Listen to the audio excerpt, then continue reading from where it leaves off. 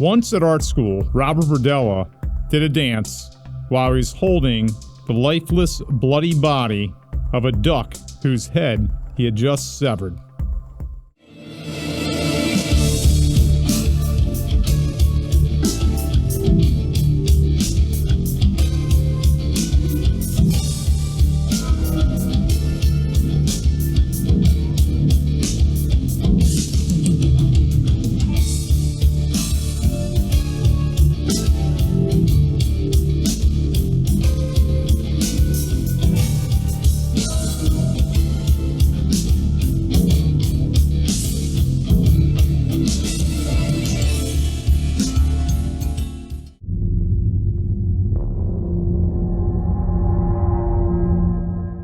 Do you think you're being set up, perhaps? Well, I think the Star and Times have, since they haven't been able to get a court to put me to death, are now trying to get the inmates to do it for them.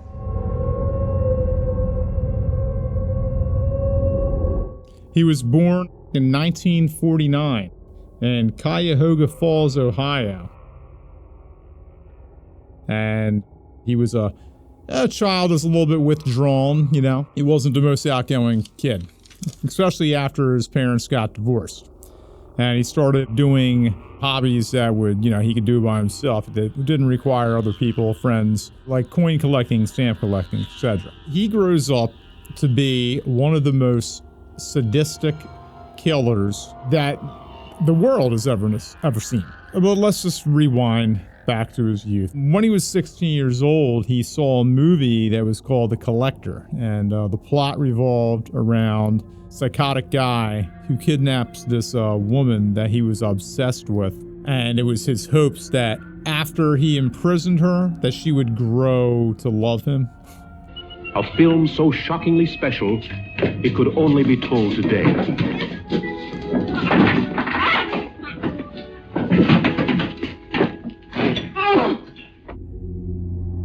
He liked that movie a lot, and later on it kind of served as a template for what he would do to his own victims, and he had quite a few. Nice handful. So I talked about art school in the beginning of the video. When you go to college campuses, especially in the 60s, you're going to see a bunch of kids dancing around, flower children and stuff like that. Why he decided to dance around with the bloody, lifeless body of a duck that he beheaded, I don't know. Who knows what was going through the kid's mind, but I don't think the flower children of that generation that are on his campus appreciated that exhibit. After art school, after he made such a great impression in art school, he started selling a variety of artifacts and artwork that was from around the world. Just odds and ends, stuff that maybe you wouldn't find at your local art store. I guess he figured that he was going to be a collector. It's like in that movie that he liked. Except he's starting out with objects and not people. And later on, he'll collect people and treat them as objects. It was around this time he met a gentleman named Jerry Howe. He started pounding around with him. Howe was known to be a male prostitute. And that's another recurring theme in Robert Berdella's life is a lot of his victims and a lot of his social interactions are with male prostitutes. And that is not to judge the man or the men who were his victims. It's just the pattern, right? This is the pattern. You got to think that this is back in the 80s when these crimes happened. I don't think that this was something that the police departments at the time put as the top of their priority list. So that's why I'm mentioning it. So he meets Jerry Howe. He invited him to go dancing on Independence Day, 1984, 4th of July. That was the last time that anybody saw Jerry Howe alive. And the last person they saw him alive with was Robert Berdella. Now, when Robert Berdella got his hands on Jerry Howe, he started feeding him a steady stream of booze and Valium and sedatives in order to get him into a passed out and compliant state for what he was about to do to him. And what he does to Jerry Howe kind of serves as a template for what he does to all his remaining victims. So he likes to drug his victims, have them completely pass out.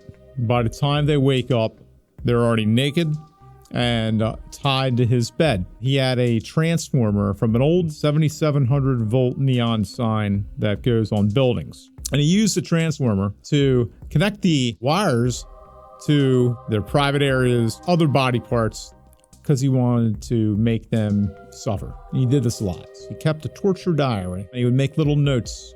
And for electroshock, I think he wrote like ES or something to that effect. He'll also do things like he'll try to blind and he'll try to diminish the hearing capacity and the capacity to make vocal noises of his victims, because he doesn't want his victims to be able to see too well. He does not want his victims to be able to hear too well. And he definitely doesn't want his victims to be able to scream. He was doing things like getting ammonia and drain cleaner, and he was pouring it into their eyeballs.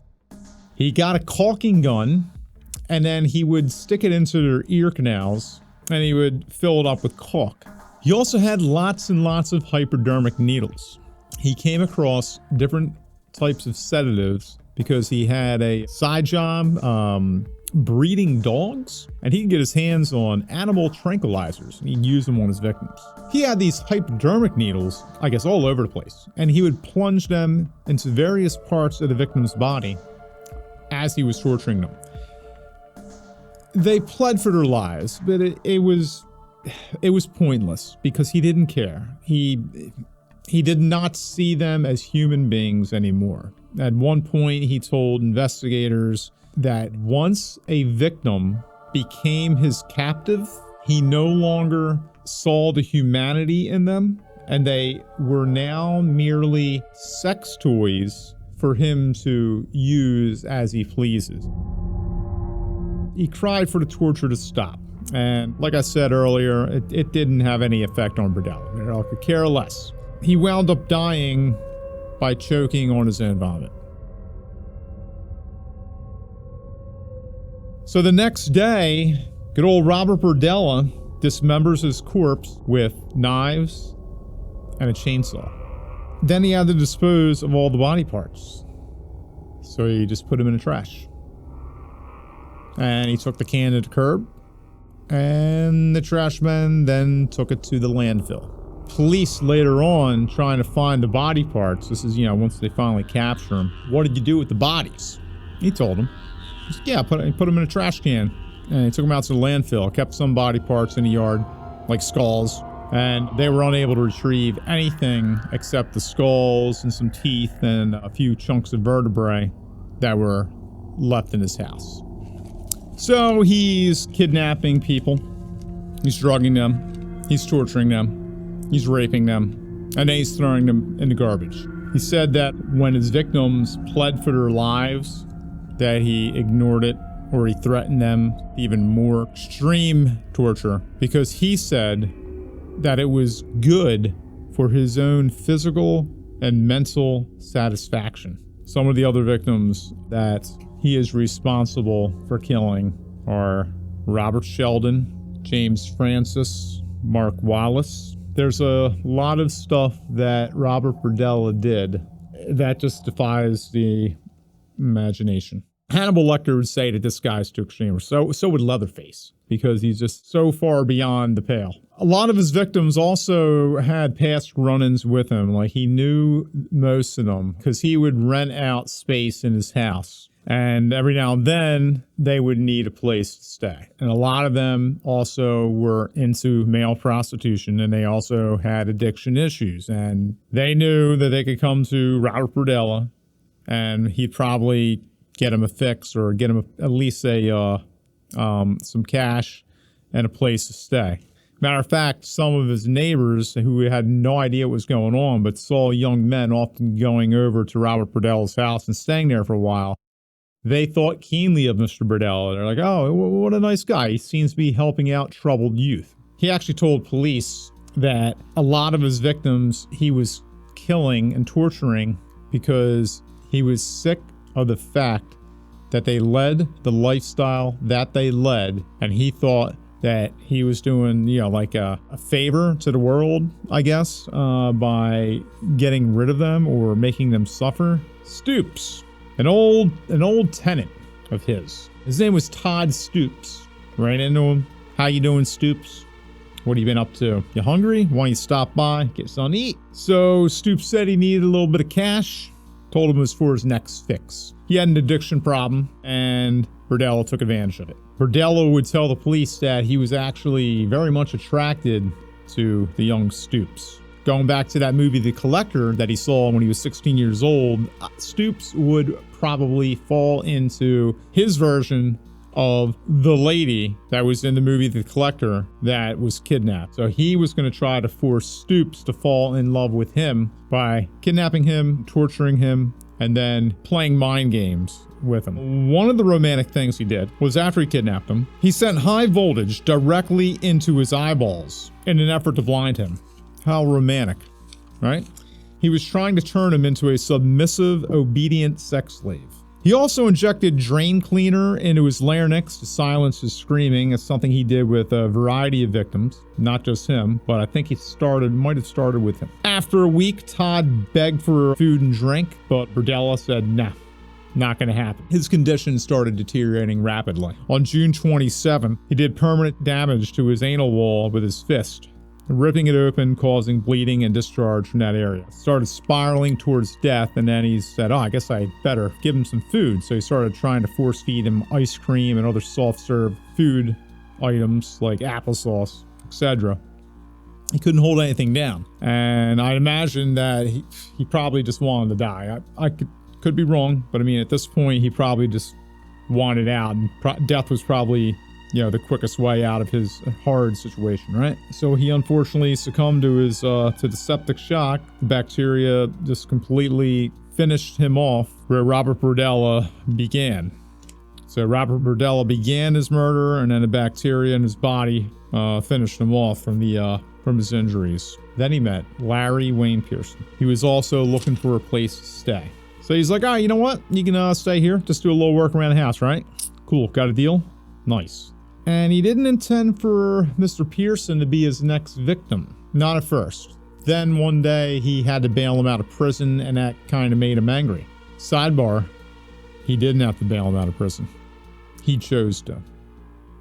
So now this information we get where he's like, I did X because of Y. These are interviews. We're getting this information from interviews, right? So I think that when he tells investigators this, like, well, I only made him a victim because I was so inconvenienced by him. He made me so angry because I had to go bail him out with my money. You know what I mean? He's telling the cops this, thinking that they're going to be sympathetic. Oh man, yeah, that does suck. Yeah, what a scumbag, and he gets thrown in jail. Yeah, us police officers hate anybody that gets arrested. It's like, dude. Robert Berdella is just trying to make himself sound reasonable. But it's only going to sound reasonable to like a fellow sociopath. It's not going to sound reasonable. His actions and excuses will not sound reasonable to us. We're not going to sit there and say, oh, okay, yeah, that's justified. The guy made you bail him out of prison, so therefore you get to send, 7,700 volts through his body for like 3 days straight. It's nonsense.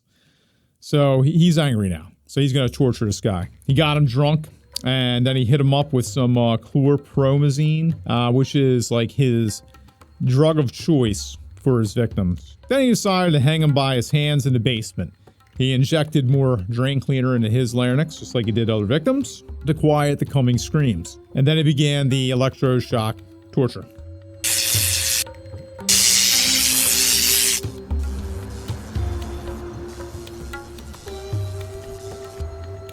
But Pearson was different. He was able to endure the punishments and seemingly comply with Robert's commands. Robert stated that Pearson could be trusted, and he moved him to the second floor to incentivize his further obedience. And for 6 weeks, Pearson did what he had to do to survive. He even kept perfectly still whenever he fell asleep because he did not want to agitate Mr. Berdella. So yeah, he's very, very disciplined. Think of like a POW. If you ever see stories about what happens when RGIs are in prisoner of war camps in Vietnam or World War II, for example, and they'll talk about the different ways that they had to adapt to their situation in order to, not antagonize their captors any more than they already are, right? On the 6th week, 6 weeks he had to go through this. A daily regimen of torture and rape. On the 6th week, he saw an opportunity. He was forced to sodomize Robert Berdella, and he clamped down as far as he could on his teeth. Now, unfortunately, in his weakened state, he's not getting fed properly. He's getting just completely abused constantly. He was unable to sever the Johnson. So he bit down as far as he could, and then they're yelling back and forth, and then he gets his head smashed in with a club until he's unconscious. Robert then wraps a bag around his head and a rope around his neck, and then strangles him to death. He goes to the hospital. He gets treated for the bite marks on his private area. And when they ask, he says, "Some prostitute attacked me." Then he goes home and he dismembers Pearson's body and then sticks the body parts in bags in his freezer. And later on, I guess when the coast is clear, he snuck the body parts out into his backyard and buried some of them. The rest got put out in the trash.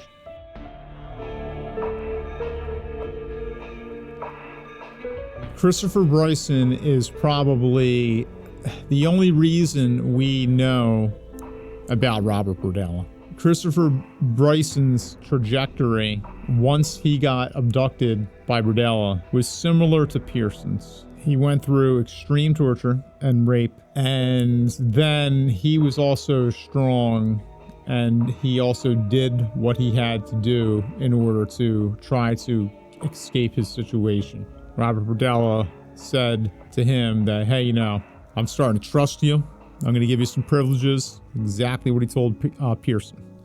And move you to the upstairs apartment, give you some television to watch, etc. But then he made sure he told him that he's done this before. There's been other people, and they're all dead now, and it's because of the mistakes that they made. So it's not his fault. It's the victim's fault. He showed Christopher Bryson Polaroid pictures that he snapped. There was like 350 Polaroids that he snapped of all of his victims in the various states of when they first were sedated and are passed out before the torture begins, to their first torture session, to their 3rd day straight of torture, to rape sessions, to they're almost dead, to here's their dead bodies, and to here's their body parts. They're all dismembered now. He was showing these to Christopher Bryson to completely just get in his head, like, there's no way out of this. Don't try anything. This is what's going to happen to you. Again, he's trying to make his perfect, obedient sex slave. But Bryson's smarter than your average bear. So Bryson was allowed to stay on the 2nd floor because he's trying to groom him. He's trying to convince him that he's making progress. Berdella leaves the house, and he accidentally leaves a book of matches within reach of Bryson. Bryson also was allowed to have his arms tied in front of him, and he said, "You know what? I can use those matches right there and light these ropes on fire," which is what he did. And he burnt through his restraints. Now he's buck naked. The only thing he has on now is a dog collar. He climbs out the window of the 2nd floor, and then he drops to the ground, breaking one of his legs. But he doesn't give a rat's ass because he is in survival mode, and he's like, "I'm getting the hell out of here." So he gets up on that damn broken leg, and he freaking runs across the street. There's a lady over there, a meter maid. She quickly, assesses the situation and expedites him off the street and into another person's house where they can call 911.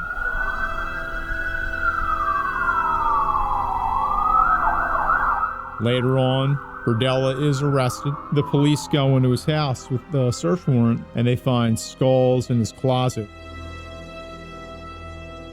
He calls that his gallery.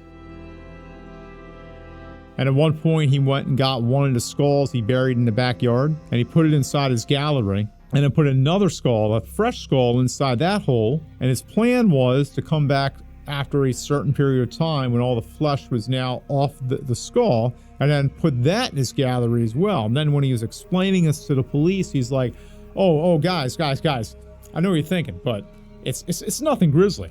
I just collect human skulls. We all need hobbies. In order to avoid the death penalty, which it boggles my mind, because a lot of these serial killers and stuff, you think that they're so obsessed with death that they would welcome it, but no. They seem to always want to avoid it. So he wants to avoid the death penalty. The only way he can do that, so he makes a deal. He has to plead guilty, and then they'll give him, like, life in prison without the possibility of parole, etc. But he has to give detailed accounts of everything that he did to all of his victims, and where their bodies can be found, and all the stuff the police wanted. Yeah, so he pled guilty to the first-degree murder of Larry Pearson. That was the gentleman with whom he was infatuated with, but the one that was most closely resemble the girl in the movie The Collector. He also pled guilty to the forcible sodomy against Christopher Bryson, who escaped. And so he got a couple of life sentences without parole, and then he got 7 years for felonious restraint. And he said, quote, "These were not people that I thought of once I had them bound and was using them. They became something other than people to me. I never thought it out to the level of, what if one of these bodies ever gets loose?"